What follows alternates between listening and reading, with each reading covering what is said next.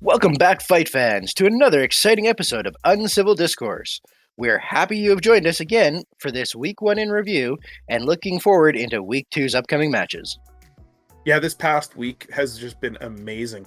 The talk about the games, the amount of smack talk going on, it's been really interesting seeing how everybody's reaction to Week 1 was, and I look forward to talking about how things went. Yeah, it has been really great to be back and playing with everybody and having all the new faces join us this season. So, I'm looking forward to more games and more stories. Yeah. One of the stables that we missed in Week 1 due to a information hiccup, the Oni Storm Riders were not covered in this preseason podcast. So in this one, we'll just briefly go over what the Oni Storm Riders brought this season.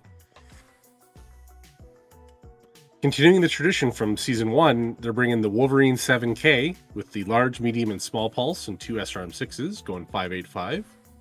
An Archer, but not just any Archer. It's the Archer with the 5CS, so it's the 4 LRM15s with Artemis 4. As Free Razzlehog state, the Oni Storm Riders are bringing a Hatamoto 27U and have upgraded the 4 medium pulses on it to medium X pulses to match with those PPCs, and have given it the Mountaineer skill for free. And rounding out their stable is a traditional Atlas 7D, LRM20, SRM6, 2 medium lasers, forward, 2 rear, and the AC-20. And on a very exciting note, we have hit 106 subscribers to our YouTube channel. Thank you everybody for joining up and for liking and commenting on all of our videos. It really helps us out. In that sense, we are that much closer to our 150 subscribers for our giveaway of that lance. So once we hit that 150, we will get that lance out to the selected winner. Thanks to a very special member of the community who requested to remain nameless, we have some very exciting news. This community member has painted and donated a lance for us to give away as a random prize to our subscribers. Let me tell you, these mechs are even more beautiful in hand than these pictures are giving them justice. Painted in Free Worlds League purple, this League-compliant lance includes a Phoenix Hawk, a Rifleman, Warhammer, and an Atlas. Any new or current subscriber to the channel can comment on any of our videos with this spot in it to be entered into the draw. Now, because we are a growing little community with aspirations of grandeur, we will post the mechs to the winner in Western Canada at no cost. If someone in Eastern Canada or out of country wins the draw, we will be happy to cover the first $20 Canadian for shipping costs, but ask the winner to cover the balance. Of course, we'll get a price quote beforehand and we can discuss it with the winner if they want to get the lance shipped to them or pass it along to another subscriber instead. Please keep this in mind when entering the draw. To enter, all you need to do is like our video and comment below. We will do the draw when we hit 150 subscribers.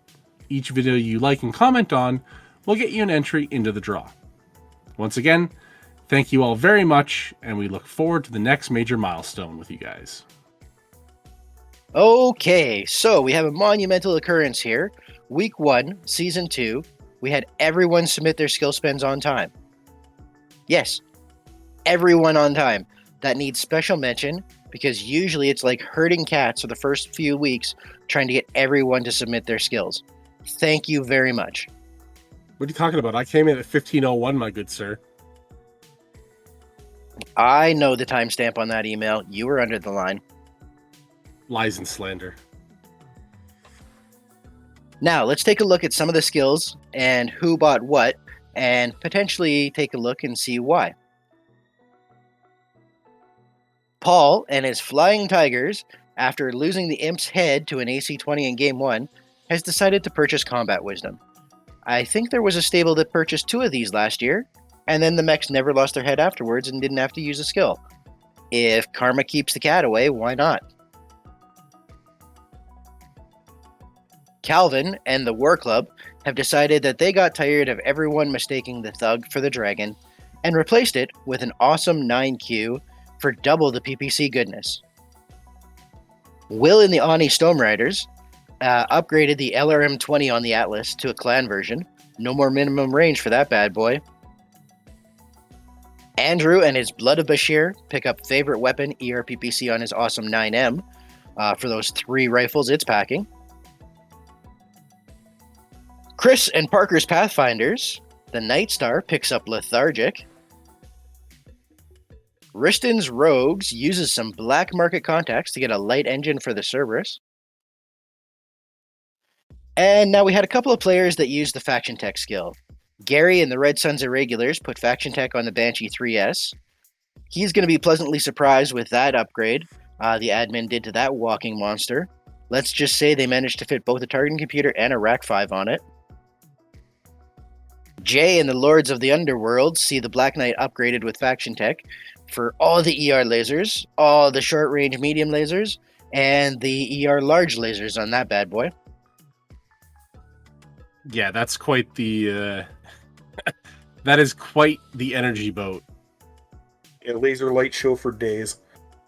It's going to pair quite nicely with the faction skill for the Free Worlds League faction skill, where they get the clan ranges for the equivalent. Still initial damage, but clan ranges on all those weapons. Yeah, it makes it pretty powerful. That's going to be pretty deadly. Moving on to the admin spends. Lee can't get anything because he's got his C3I. Brett's already covered what I took with my stable, but Brett's stable with the St. Ives has taken, he figured the Atlas just wasn't enough with just the SRMs and all the other ammo he had. So he's decided to faction tech that. That Atlas now sacrifices the AC5 that it had before, and in its place, and a couple of other things, now has 3 light AC5s, which will be nice with his precision ammo that St. Ives gets. And he now has 8 tons of ammo for everybody to go after to make that mech explode. You have done such a turnaround on your Lance from last year, Brett. I cannot wait to see this thing go burf on enemy mechs. And that it does. It is quite an enjoyable little toy to play with. But it is so out of my wheelhouse, too. Hey, at least you have case 2 now. Yes, on 2 of my mechs now. So in total, we had 10 stables using the engineering skill in round 1. The Fallen Angels used it on their Mercury to basically strip out a whole bunch of crap and make it go 7-11-7 with 4 medium pulse lasers. Galen's Petulant Perry's Periphery Pirates put it on the Banshee 3S to replace the AC-10 with a Gauss rifle. Habashi's Avengers on the Sunder dropped the speed from 4.6 to 3.5, added jump jets. Vandal's Valkyries upped the speed on the Annihilator from 2.3 to 3.5, picking up a light engine. B-side Brawlers on the Archer decided that they wanted to be league compliant, stripped out all the pulse lasers, all the long range, and made it into a close range streak monster, going 5.85. Tin Man's Tin Cans looked at the Enforcer as the biggest, weakest link of their lance, and picked up a Rack 5. I believe it's an ER large instead of the regular large, and made that bad boy go 5.85. It is a significantly better threat now. Kel's Keshiks, deciding to fix all that was wrong with the Crab, replaced the 2 AC-20s with an Ultra 20 and an LB-20, picking up some extra ammo so that it's not going to run out after 5 shots. Blitzkrieg Jezebels gave the Zeus some upgraded love, dropping the speed from 4.6 to 3.53, gave it enough tonnage to replace the ER large with a second ER PPC instead, and pick up an extra ton of ammo for that LRM-15, and making it a little bit more accurate with Artemis. JP's Condos Janissaries stealth up that Archer, dropping the 20s to 15s, and giving it some more close-in firepower. And lastly, Thumper's Revenge upgraded the Stalker by swapping the SRM6s into streaks and picking up a little bit of double heatsink loves in the case that we're expecting.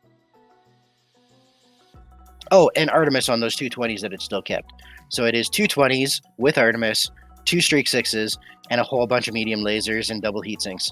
That should do a whole lot better for her than it did before. There was some good choices folks picked here for what next to upgrade. Some that I'm not surprised to see. I'm not surprised to see the Banshee get some love over there for Galen. I won't be surprised to see all the Banshees in the league get some form of engineering, actually. To be honest, they all are really intelligent moves. Like the Valkyries really needed to get that Annihilator moving faster so we can get into the fight better. Not swapping out of the Enforcer, but keeping it and upgrading it's not a bad idea either. Especially making it move 585. It's got more of a threat feel to it. The Keshiks, how can you not be excited when you've almost doubled your firepower? So yeah, on a mech that was doing a lot of firepower anyway. And just a reminder, folks, that if you haven't seen any of them, we do have a bunch of episodes that cover all the skills available in the league. All right, let's see how week 1 matches worked out now that we have some upsets and some games the commentators were way off on calling. Game number 1, the Comstar Doombuds, piloted by Alexander, versus 2nd St. Ives Janissaries, my own stable. These two stables were meeting at one of the new arenas this year, the Grasslands. After a long, drawn-out fight, basically nothing leaves the table without major damage, and parts just holding together and asking to fall off. The 2nd St. Ives Janissaries pull out a 2-1 victory after the Doombuds hammer the Black Knight for 3 turns. 56 damage, 74 damage, and then well over 100 points of damage, but also taking the head off. That fight actually, from what I was seeing from the photographs, that fight turned out really, really close. Alex used his C3i as best he could and fought off a pretty good fight. But once you were in close range, it started to turn quickly into your favor. Yeah, it was good to see, right? He had a plan, and his plan, he deviated a little bit in the end. So, he's still a fairly new player, but he was doing well for what he had and what he was facing. And he almost got both of your assault mechs in the end, so... It could have gone either way. Like, he almost had a 4-2 or a 4-1 victory. Heck, if you hadn't used that bin of SRM ammo, that would have been the Atlas gone right there. Yep. I'm glad that I emptied pretty much 3 bins of ammo out of that SRM. Game number 2, Mass Destruction versus the Blood of Bashir. They face off against each other in the River Basin. This is a game where all 3 of us called it wrong, proving they were out for blood. The Sons of Bashir managed to take down both the Wraith and the Crab of Mass Destruction, proving that crabs ain't for everyone. Lee, why don't you tell us a little bit about this 2-0 match? Oh my god, that joke was terrible. So the match was actually great. Andrew is a awesome opponent, a great player, lots of fun to play with. The way the game went is we ended up in the River Delta, which was terrible for me because of my C3. There's no line of sight. You still have to be able to see what's going on to be able to use it. And these trees were just making it terrible. I've only got 1 jumper, so that definitely wasn't helping. On the other side, Andrew had a 3-5 longbow that every time he stepped into water, that was it. He was done. Couldn't go any further, couldn't move. So it took him forever to get into the middle of the battlefield as well. And then Andrew's dice were just brutally hot. It was awesome. He put himself in a couple of good positions, but if it was 7, 8, or 9 to hit, he would hit with at least 60 to 80% of his weapons fire. Like, way more than statistically he should have. So he just ate away my mechs. Criticaled out my Wraith in every possible bad location. Yeah, I wasn't able to pay too close attention to many of the games this week, but it sounded like you were both having fun, that's for sure. And since we were in the quiet side over at the den, but yeah, shame on you, sir. But props to Andrew. Oh, Andrew played a great game. Like it was just nothing that could be done, and his dice were hotter than mine. And we all know how this is just a dice game, so in the end. All right. That takes us into game number 3. We have another game where it's a new player versus a returning player. Brandon and his Donru Tiger Slayers faced off against John and his Fallen Angels on the Plains of Death, one of the older maps with no elevations and lots of groups of trees. This game went all the way to time and looked like it was going to be a 0-0 tie until the last probably 2 turns of the game, and then it ended up with a 1-0 win for Brandon. And I think John had a little bit of trouble getting to shut down Brandon's Seath portion, so I think he was struggling a little bit with that, but other than that, it was a great game from everything I heard from the players, and they had a lot of fun, especially getting to know the next generation of Crooks' family coming to join us. Yeah, I just heard some of the highlights from this, and yeah, it sounded like a good game overall. You know, it sounds like Brandon is a knowledgeable player and might do quite well this season.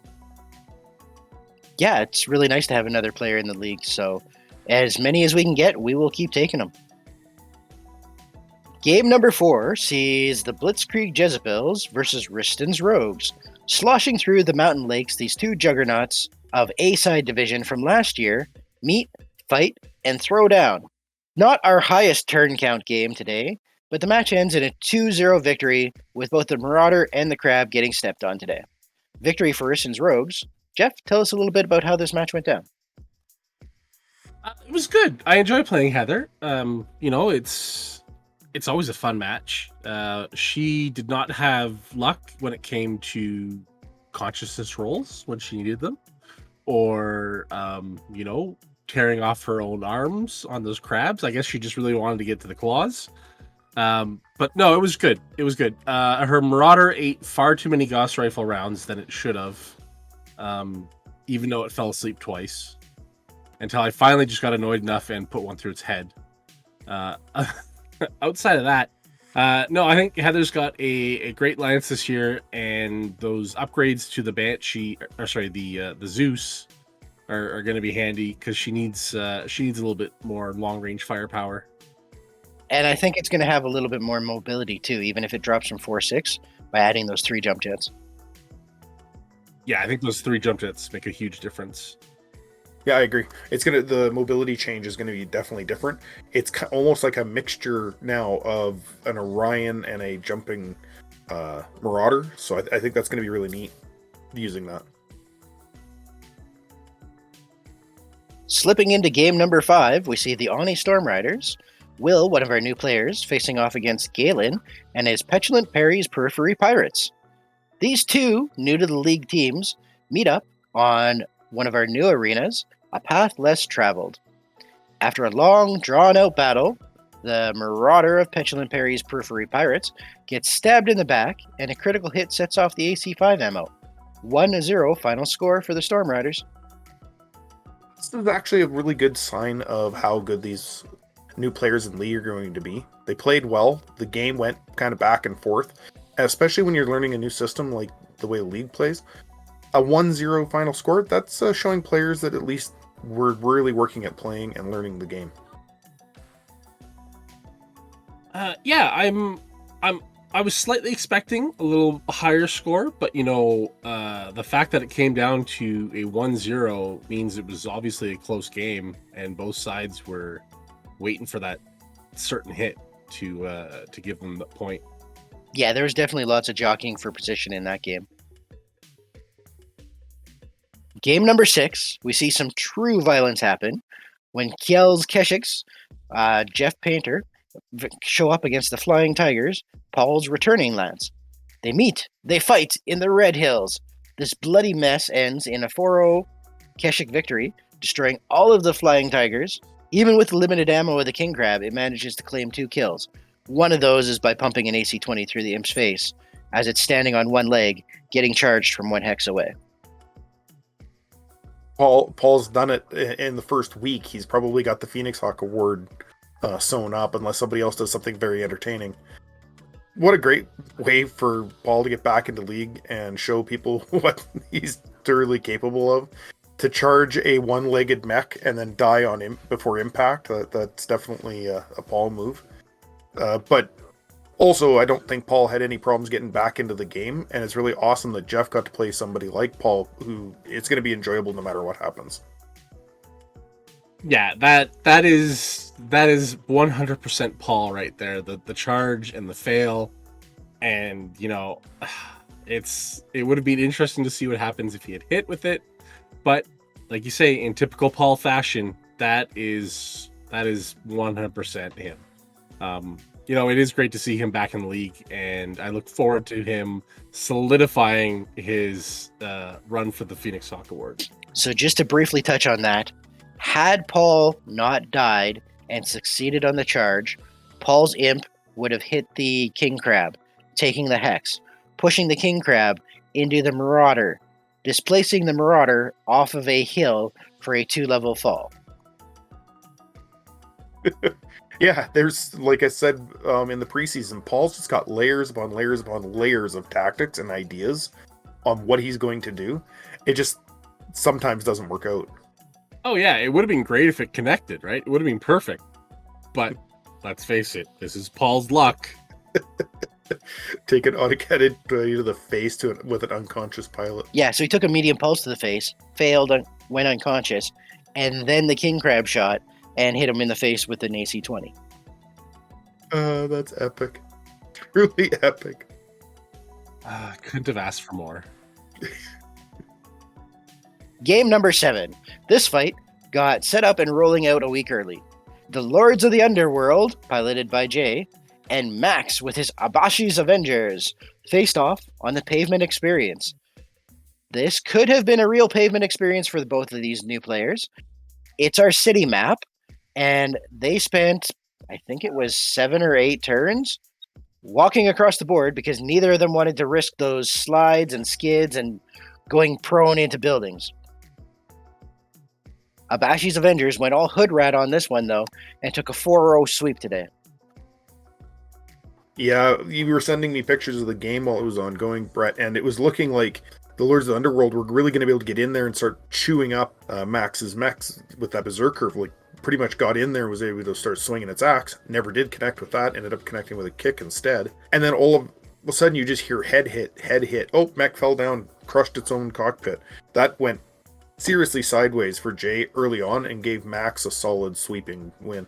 Well, it wasn't necessarily early on. I think that was in turns like 10, 11, and 12. But yeah, he lost 2 or 3 mechs to head kills.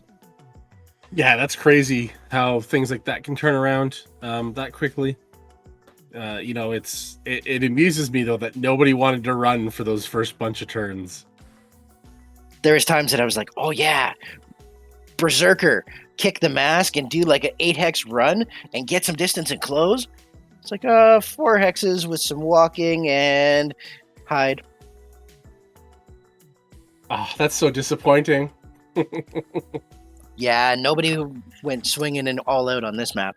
But it's 2 new players on a map that's intimidating to anybody who sees it. So it was a good game for both of them. Game number 8 sees 2 returning players from last season, both who are a joy to play against. And anytime they have a throwdown, it is a throwdown. Gary with his Red Suns Irregulars face off against Chris and his Parker's Pathfinders. They scrap it out on the wooded hills. This match sees a 2-1 victory for the gents from Parker's Pathfinders, coming out strong in game number 1. Nice to see this team get a win early on in the season. Yeah, and you can't get really 2 nicer players either. This is a year Paul might have some issues with the Good Egg Award, but the fact that Chris got a win early, not saying anything against Gary at all. Gary's just as awesome and just as needing to win, but that was Chris's whole goal this season. Come in, make at least 1 win, and move on from there. The rest of the season is just going to be gravy for him. Yeah, that's a good strong start there for Chris. It was nice to see that his mech choices are working out for him so far this year. And in fact, he took one of the engineers, didn't he? No, he picked up Lethargic on the Nightstar. That's right. Which is a perfect mech for it. Gary, however, picked up Faction Tech on the Banshee to get the targeting computer and the Rack 5 on it. Oh, that's going to be fun. That's going to be a lot of fun. I love hearing racks going off. We had some 6 spins in one of our games today. Wow. The evil 6 spin? Yep. Game number 9, another matchup of 2 league members that are newer stables. Tin Man's Tin Cans, Justin, versus Calvin with the War Club. These 2 stables take the road in the hills, a very popular arena last year. Coming out strong, the Tin Mans dropped the Grand Dragon early, and it looks like things will go their way today. However, after that initial inertia, they run out of steam and finish with a 4-1 War Club victory. This seems to be a very good game to watch, though, as it went a little bit both ways, and everything that I remember observing and hearing from this was 2 players having a great game. Really impressed by this because this was Justin's very first 4-on-4 Lance battle, and I believe his only other time that he's played was the 1 mech Grand Melee for preseason. Which is awesome. It's getting in there and dropping a mech early sure adds a lot of confidence to your gameplay. And then also playing against somebody who Calvin has some really good chops from what I've seen. Being able to play up against him, that's great. I'm glad to see Justin get in there early and do some good work. And congratulations, Calvin, on your first win. Yeah, it's always nice to see when 2 new members have a really good game and come out of it smiling, even though you get a 4-1 or a 4-0 or stuff like that. So happy to see that Justin, even though he only got the 1 kill, thoroughly enjoyed the game, and from what I understand, he's looking forward to game 2. Game number 10, Thumper's Revenge, Laura with her returning stable, versus Chris and his returning stable, the Vandals Valkyries. This was our Fed Sons versus Lyran Alliance match. The long-range Thumpers versus the AC-20s and LB-10s of Vandals meet and fight on the barren lands. This game didn't have a lot of rounds, but it had a lot of volume and shots. All those autocannons managed to claim a win as the Vandals pull out a 3-1 score here. Yeah, it doesn't take a lot of turns when you're starting to double hit with autocannon 20s and getting cluster shots with the LB10s and the LB20Xs. It's once the shooting starts, things happen quick. It sounded like Chris was able to close in with Laura and get in without taking a whole lot of damage before his guns got within range. And once that happened, like I predicted last week, it was going to be tough for Laura's mechs once those AC-20s got in range. Like I predicted last week. You hear that, Geoff? I know. I did actually. You 2 argued against it, and I actually said that. No, yeah, it would have been. I was keeping an eye on it when I was watching your game, and it would have been. I would have liked to have seen the Thumpers stay back a little further to use that long range advantage they have, but in the end of it, that the only thing that saved that Annihilator was the fact that it has a standard engine right now. Yeah, because the pilot had 5 hits at the end of the game and was laying there just bleeding out of everything. Yeah, 5 pilot hits, unconscious in the last round of the game, and the Thumpers just couldn't put enough damage into it. And I'm saying this even after they put 102, I believe, was the amount of damage they put into that mech in that last round of fire. Game number 11, after a dropout in last minute, we had to reshuffle. And we were happy to see B-Side Brawlers, Aaron returning, B-Side champion from last year, where he's pulling his name from, I believe, versus JP and his Condos Janissaries. B-Side ran into some problems, ended up with some enemy in the rear action. This match, fought on the foothills, sees a 4-0 Janissaries victory. Rough day for our B-Side champion. Well, he likes to talk a lot of smack, which is awesome because normally he can back it up with some pretty good skill. But JP, he's a 2-time champion for a reason. He knows what he's doing, and he's good at it. So I bet you the 2 of them had a great game. But JP was just able to maneuver against the Brawlers a little bit better and get those side shots and back shots and stuff like that ended up winning it for him. So much smack talk, and he just took it on the chin. Aaron, what happened, my dude? Like 4-0? Did your dice abandon you? Because normally JP has some pretty bad dice at times. So that's what I'm thinking. I'm thinking the dice abandoned Aaron on this one. You can only anger the dice gods so long with smack talk before they make you put up and shut up. Hey, listen, I fully agree with that. As in my match, the only weapons that hit reliably, which was funny though because they matter, was my 2 ghost rifles. That out of the 10 rounds of fire, I only missed twice. Yeah, but how many turns was it against an unconscious mech? That was only 2 turns, my good sir. That's because I could not double up in the spots anywhere. I decided to go every location, but the ones I needed. I should just get rid of all pulse lasers in all of my mechs because pulses mean nothing to me, and even if I need 5s, I roll 3s or 4s.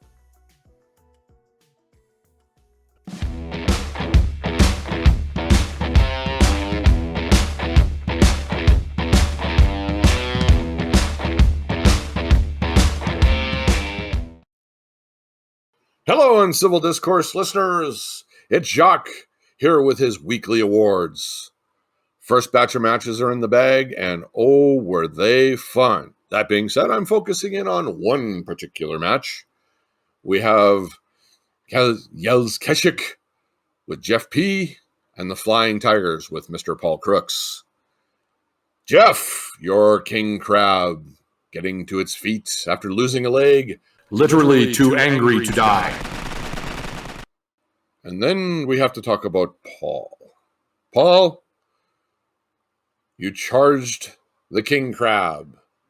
You took an autocannon 20 to the face. The council awards you But a single yike. And I would also like to point out for our viewers that Paul is already number 1 in the running for his very own Phoenix Hawk Memorial Award. Until next time, listeners, have a good one.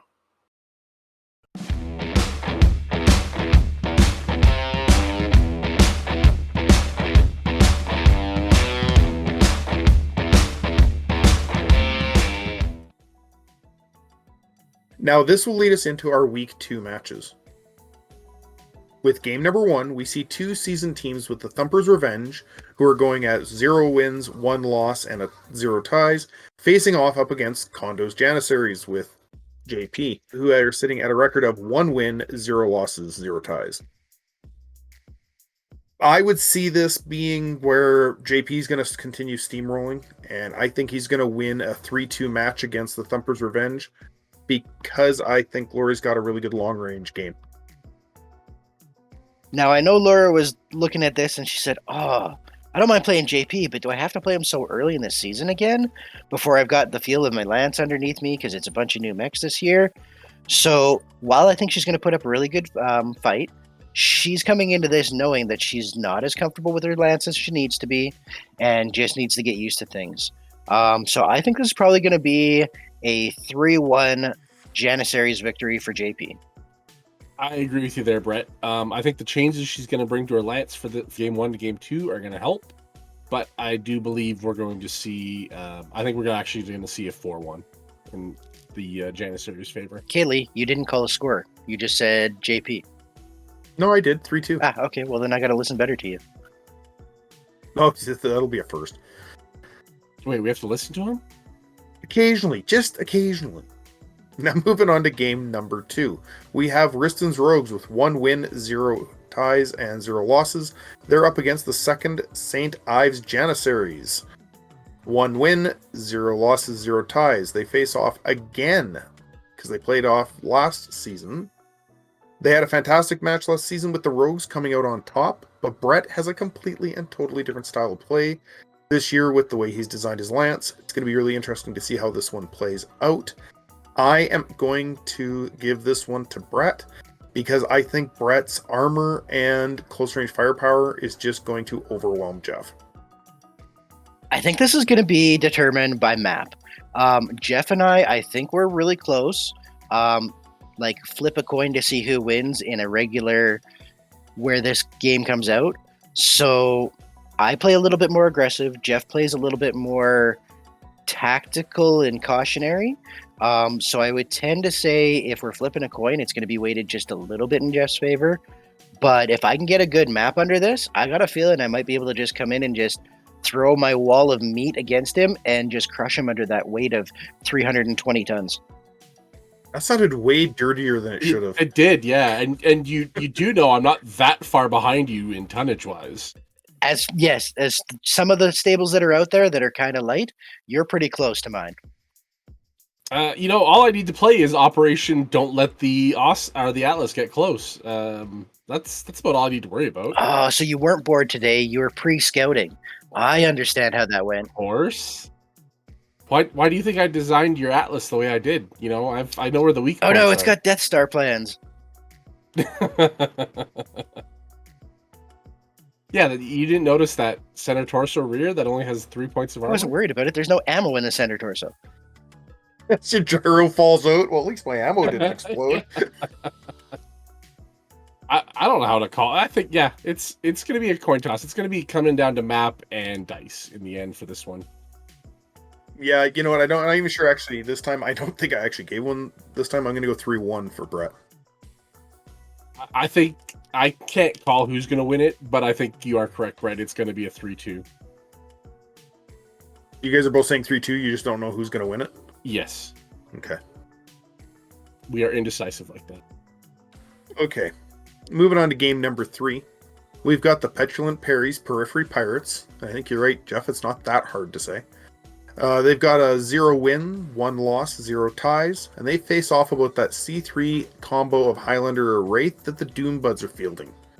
Now, the Doombuds sacrificed the game 1 skill points by running the C3, but the Petulant Perry's Periphery Pirates use their skills to upgrade the Banshee with a Gauss rifle. In this situation, after hearing how well he took the battle to you, Brett, I think Alex is pretty comfortable with his lance, even though he lost. I'm going to have to give this one to...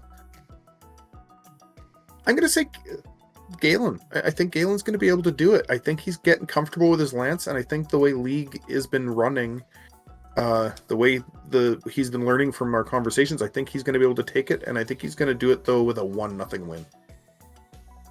Okay, so technically, this will be the third game that Galen's experienced too, because he was there in the game of Max, just observing, and then he played his first actual game against Jay, and now this will be his technically third game for League way it rolls. So I think he's going to be starting to get comfortable with it. But I don't think you're giving the kid enough props for what he grew up into this year and how he played today. I'm going to say this is probably going to be a 3-2 victory for Alexander's Doombuds, blowing up all over the field. Oh, I think the changes to that Banshee are gonna, significantly help Galen's lance with damage output. So I think both of them are gonna have some decent long range shots at each other. I can't remember off the top of my head. Does Galen have anything to counter C3 right now? Technically, the Gunslinger has a ECM and a Beagle on it, so potentially yes. Yeah, 3 Gauss rifles though, right? And I'm assuming that Banshee still has 2 ER PPCs now? Standard PPCs. Ooh. Okay. Interesting. Because the Beagle will drop 1 off the minimum range for the PPCs and the Gauss rifle. Yeah, okay. Oh, nice. Yeah, I think it's going to be a hard-fought match for the entire thing. I am leaning towards Galen winning this, and I think it's going to be a 2-1. Galen's lance choice is much more in line with my traditional Gunslinger with 2 Gauss rifles, a Banshee with a Gauss rifle, very much into my playstyle. I think it's going to come down a lot to dice rolls on that one. With those 3 Gauss rifles, if they're hitting constantly, Alex is going to be in trouble. Yeah, the only major thing that Galen has weak point is his non-assault mechs. Remember, he's got that Marauder with it's just the 3R. And his Enforcer is the 4R. Yeah, they're pretty. It depends on whether or not Alex focuses on those two. Right? So it all depends on how it plays back and forth. I still think Galen can take it, though, because I think Galen's gotten more comfortable with things, and seems to have some pretty good experience. Okay, so I've got him called as a 3-1 Alex victory. Lee, you're calling it a 1-0 Galen victory. And Geoff, for the record? I'm calling it a 2-1 for Galen. Alrighty, let's see how that goes and plays out. So moving on to game number 4. Speaking of C3 matchups, we see my very own Mass Destruction with 0 wins, 1 loss, and 0 ties facing off against the Flying Tigers. Same record, 0 wins, 1 loss, and 0 ties. This is a game I've been looking forward to for a long, long time. I haven't played Paul in probably close to 20 years. I can't wait to sit down and play against him, because if I remember correctly, the times I played in regular league, he always did something that surprised the hell out of me. As for the game, I'm hoping that the fact that I've been playing longer than he has currently, or more recently, gives me the edge. I'm going to go with a 3-2 win for me. Are you sitting down, Lee? Yes. I think this is probably going to be a 3-2 Lee victory. I think you are going to outplay Paul, and I'm counting on Paul doing some Paul stuff in this game. So it's going to be entertaining. It's going to be interesting. I think he's going to take something and just mollywop you with it, but overall you're going to come out 3-1 victory for the Mass Destruction. Yeah, as much as I'd like to say I want Paul to win, which I do, no offense, Lee. I want him to win, and I'm playing against him. I know. I think we're gonna see something Paul is gonna happen, and it's gonna totally change the match. But I think it's going to be a 3-2 for yourself, Lee, with Mass Destruction. Moving over to game number 5, that will show us our third and final C3 matchup of the week. We have the Ibashi's Avengers, 1 win, 0 ties, 0 losses, going up against the Don Ryu Tiger Slayers. Also 1 win, 0 losses, 0 ties. This is going to be a great, great match. I can't wait to see how well Brandon stands up to Max's overwhelming victory from this week. He was so dominant when the locations were being rolled and luck was kind of falling his way. I think Don Ryu has quite the challenge ahead of him, and I'm going to give it to Max this week as a 2-1 victory. Having observed both these players in games separately, this is why I played late, so I could delay my game so I could be just admin on day 1 and on off days. Max is aggressive. Max is pretty lucky and manages to pull some lucky dice when he needs to. Brandon is a solid player, but he's a little trepidatious, a little on the cautious side. But he knows how to use his C3. In his game against John, the Orion was sitting at like 14 hexes for a good chunk of the game, just hammering away with those MRMs at short range. So both are solid players, both know what they're doing. I think this is going to be a high-scoring game. I think we're going to see 4-3 victory, and I think it could go either way, but I'm going to put my money where my mouth is on the Don Ryu Tiger Slayers this time. I agree with you, Brett. I think it's going to be a high-scoring game. I think it's going to be ending up a 4-3 or 4-2, probably a 4-3. And but I'm going to go with the opposite. I'm going to go with the young gun. I'm going to take Max on this, and I think he's going to pull out the win again.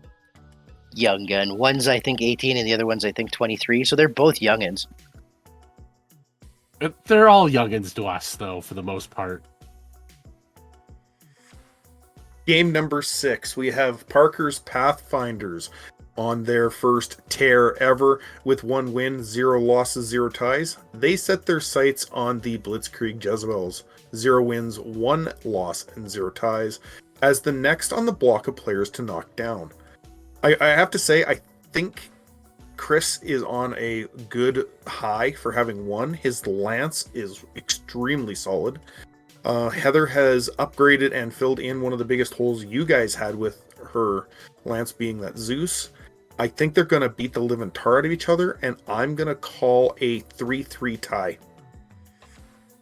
I think this is going to be a lower scoring game because these two players, while they're both competent at what they do, are not necessarily the fastest players. They're going to have a good time. They're going to enjoy it.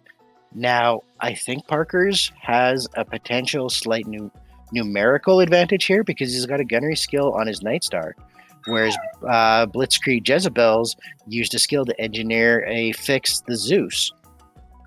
So if it goes low, that gunnery skill might make more of a difference.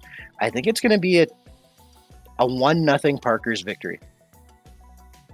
Oh man, yeah, that adding in, I think this is really going to come down to the 2-map again in the long run. You know, Parker's was like my Lance. It's got great long-range firepower, so he can sit back and let Heather come to him. Heather now has some better long-range firepower, so she doesn't have to constantly close with absolutely everything. But I do think you are correct. It's going to be a lower scoring game. You know, and I think I think Parker's going to take it with Chris there, and it's going to be a 1-0. Game number 7 is the War Club.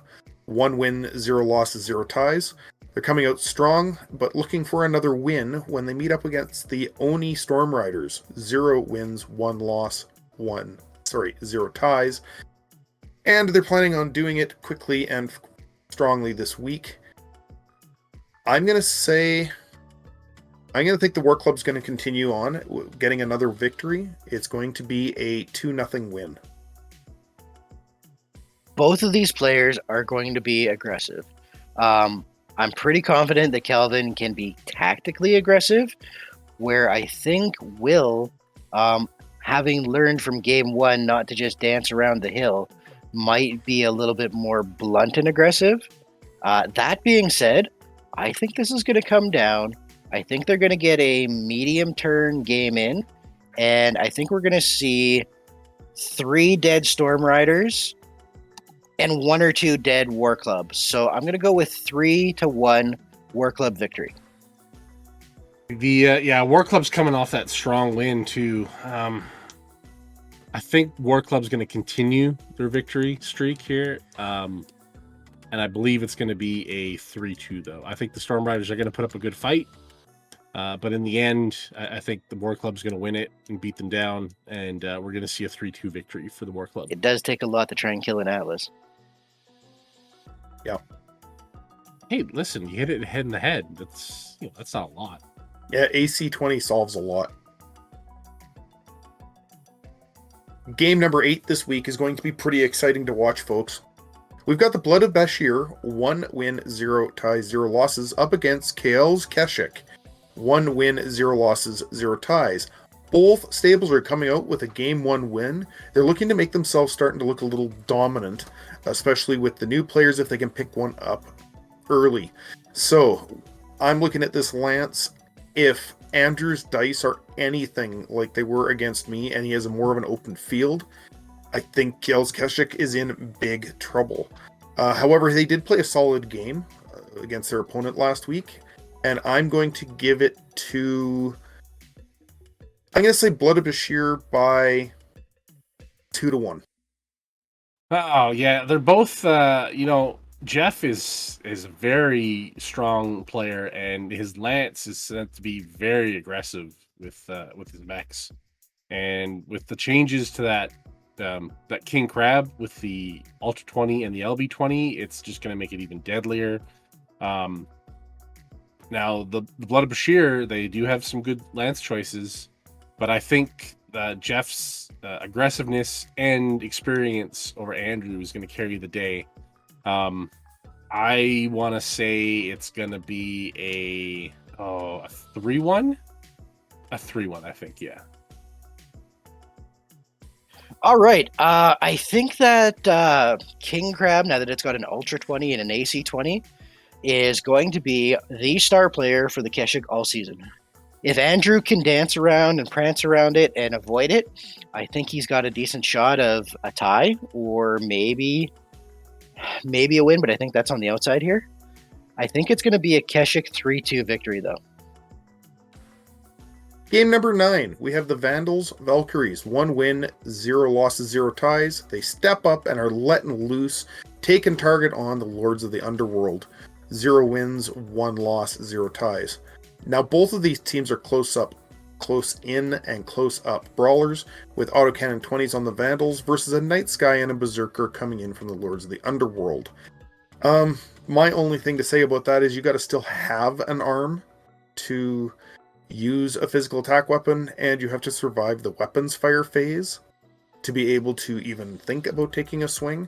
I think the Vandals Valkyries are going to beat Lords of the Underworld pretty significantly. I think it's going to be another 3-1 win for the Vandals Valkyries, simply because they're just going to knock down those close-in fighters with their big guns. Okay, now I'm hoping both of these players are listening because I want to challenge them to try and get in a moderate to high turn count game on this one. Because I want to see a 4-3 Vandals victory on this one. But to do that, to get that kind of high score, they're going to have to pump up the turn count.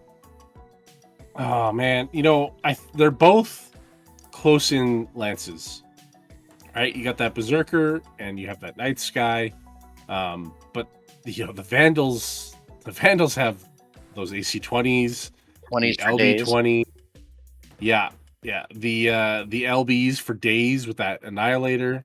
I want to see the Lords of the Underworld come out on top on this one. But I think we're going to see the Vandals Valkyries continue their streak of just sandblasting somebody with LBs and punching big holes with those ACs. To be honest, I really think that Chris was taking notes from Steven last year and decided, 2 AC 20s is good. Let's bring 4. That should even things up. Yeah, 4 AC 20s, 4 LB 10s. He's going for 4s. So, moving on to game number 10, we see the B-side Brawlers.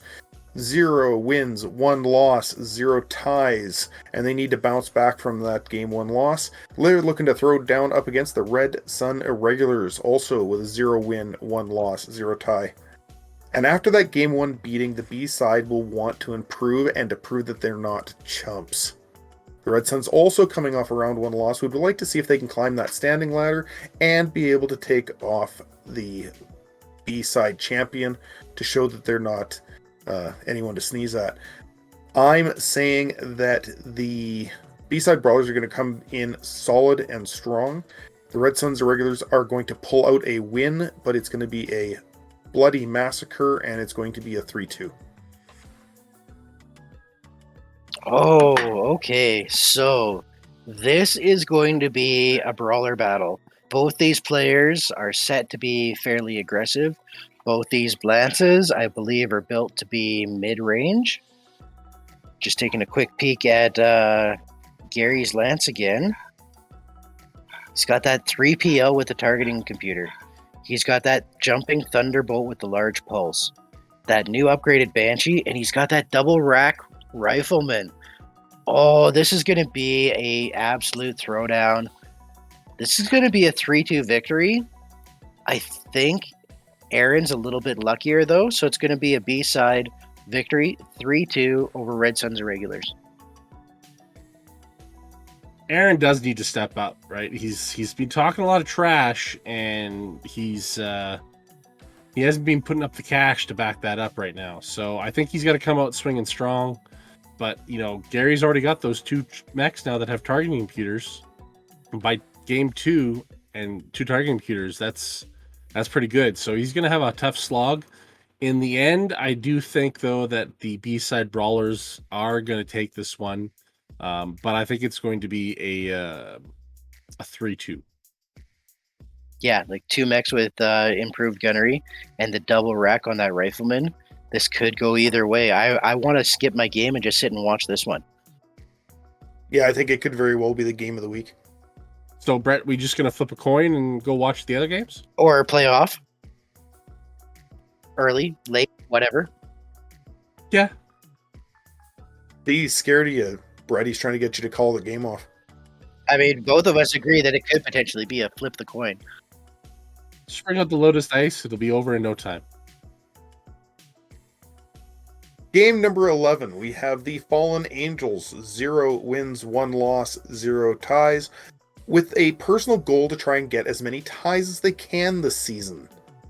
Well, that's going to be very difficult, because they're running into the wall that is the Tin Man's Tin Cans. With 0 wins, 1 loss, and a tie, they may not have won, but their opponents knew what they were beaten up against. Maybe this will be our first tie, maybe not. Well, I made a promise to John that I was going to call ties, but I can't do that because that's not fair to the other team. I am going to say that the Fallen Angels, in their attempt to hunt down every mech of the Tin Man's Tin Cans with their Mercury, they're going to fall just short with a 3-2 win for the Tin Cans. Okay, so Fallen Angels upgraded the Mercury to be a hunter with 4 medium pulses going 7-11-7. The Tin Cans upgraded the Enforcer with a Rack 5, ER large, and a targeting computer going 5-8-5. So they're both increased firepower-ish. I think the Tin Cans are going to pull this, and I think it's going to be a 2-1 victory, but I think it could slip in to be a 2-2 tie if John has some good fire support and groups up nicely. Official call, 2-1, Tin Cans win.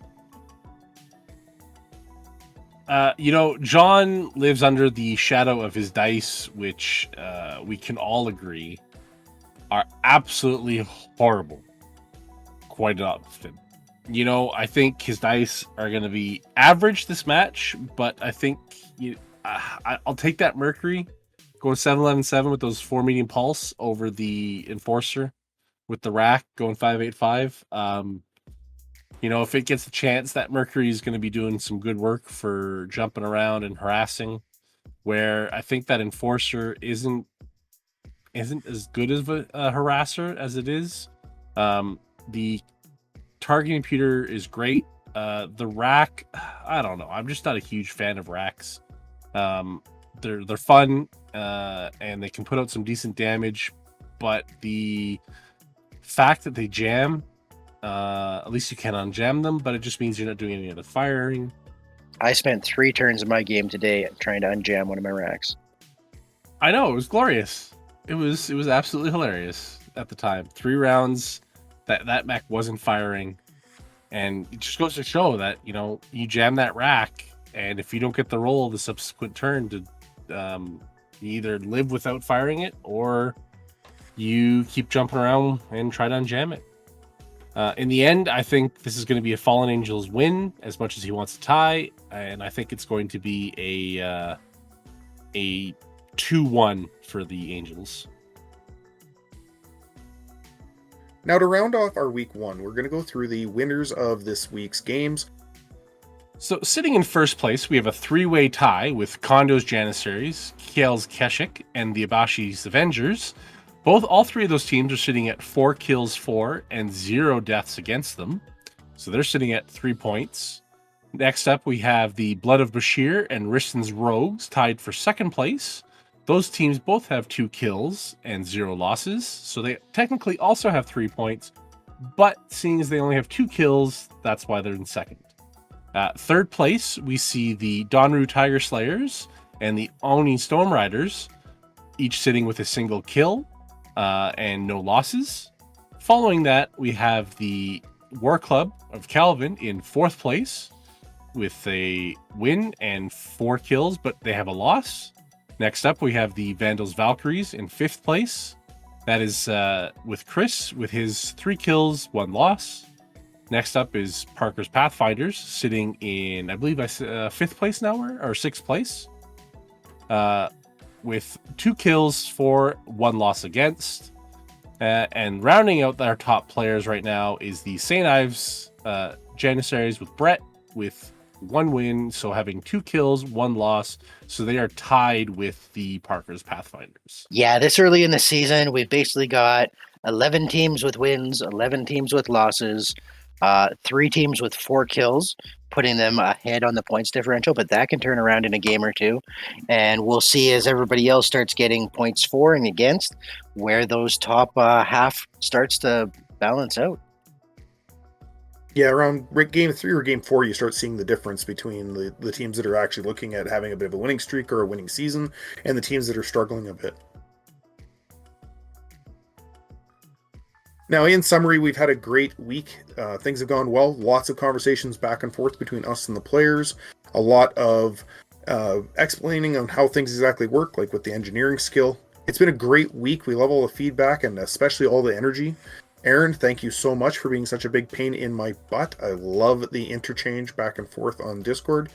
Thank you, and good night from my end. All right, everybody. Things are starting to take off. Our games are going well, and everyone's got skill spends in on time. Subscriptions are up, and the views on Season 2, Episode 1 are through the roof. Thanks, everyone, from the bottom of our hearts. Oh, it's great to be playing again. We've been waiting all summer to get back into this, and I'm happy that things are going off so far without a hitch. People are enjoying their games. And we now have more content for all of our listeners that are just ballooning with our new subscribers and views. So stay tuned, folks. We'll bring you some new stuff coming up, and we'll see you on the next one. Coming at you like a shot to the cockpit. Good night, and lights out.